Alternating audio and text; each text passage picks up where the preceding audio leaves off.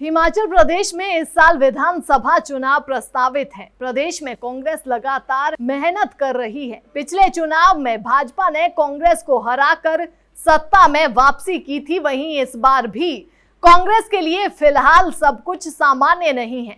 हिमाचल प्रदेश में चुनाव जीतने की कोशिश में जुटी कांग्रेस के लिए कई सीटों पर मजबूत उम्मीदवार नहीं मिल रहे हैं।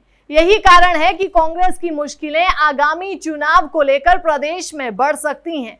सूत्रों के मुताबिक कांग्रेस के जिन विधायकों ने 2017 के चुनाव में जीत हासिल की थी, उन्हें एक बार फिर से टिकट दिया जा सकता है। इसके अलावा पूर्व मंत्रियों और दिग्गज नेताओं को भी चुनावी रण में उतारने की तैयारी है। माना जा रहा है कि 35 बड़े नेताओं को दोबारा से प्रत्याशी बनाया जाएगा, लेकिन उन सीटों पर कांग्रेस को मजबूत उम्मीदवार नहीं मिल पा रहे हैं, जहां भाजपा का लंबे समय से दबदबा रहा है। कांग्रेस चुनाव में 40 से ज्यादा सीटें जीतने की कोशिश करेगी ताकि उसकी सरकार बन सके। हिमाचल प्रदेश में झंडुता, धर्मपुर, कसौली, नाचन, भोरंज, शाहपुर और कुटलेहड़ जैसी करीब 1 दर्जन ऐसी विधानसभा सीटें हैं जिन पर कांग्रेस को लंबे समय से हार मिल रही है।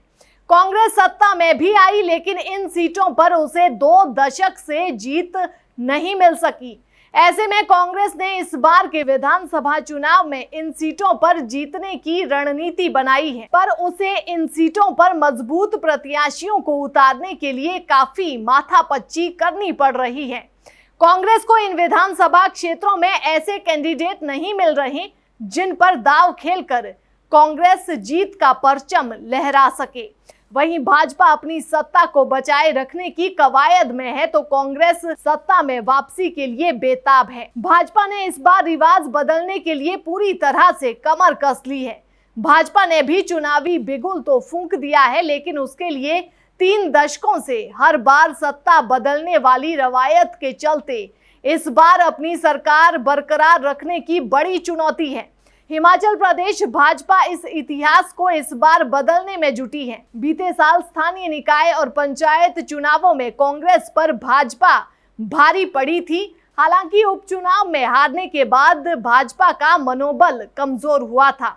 ऐसे में कांग्रेस के हौसले बुलंद जरूर है, लेकिन आपसी गुटबाजी, कई विधानसभा क्षेत्रों में जिताऊ व मजबूत नेता ना होना जैसी मुश्किलें भी चुनौती के रूप में कांग्रेस के सामने खड़ी है। जहां एक और दर्जनों सीटों पर मजबूत उम्मीदवार ढूंढना कांग्रेस के लिए चुनौती बनी हुई है, वहीं दूसरी ओर गुटबाजी भी खुलकर कांग्रेस में सामने आ रही है।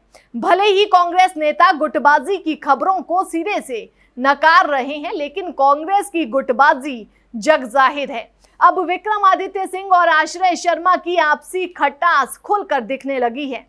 आपको बता दें कि पंडित सुखराम और वीरभद्र सिंह के बीच 36 का आंकड़ा रहा है। दोनों अब इस दुनिया में नहीं है। दोनों के परिवार एक दूसरे को फूटी आंख भी नहीं सुहाते हैं।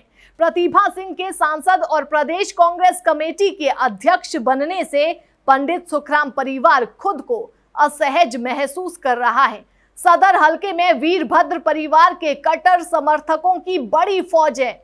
इनमें प्रतिभा सिंह के राजनीतिक सलाहकार अमित पॉल का नाम भी शामिल है। आश्रय शर्मा के पिता अनिल शर्मा अगर कांग्रेस में वापसी करते हैं तो विधानसभा चुनाव में उन्हें भीतरघात का सामना करना पड़ सकता है। कांग्रेस दूसरों की बजाय अभी फिलहाल अपनों से लड़ाई लड़ रही है और विधानसभा चुनावों से ठीक पहले अगर ऐसा ही चलता रहा तो कांग्रेस की सत्ता वापसी की राह बेहद मुश्किल है।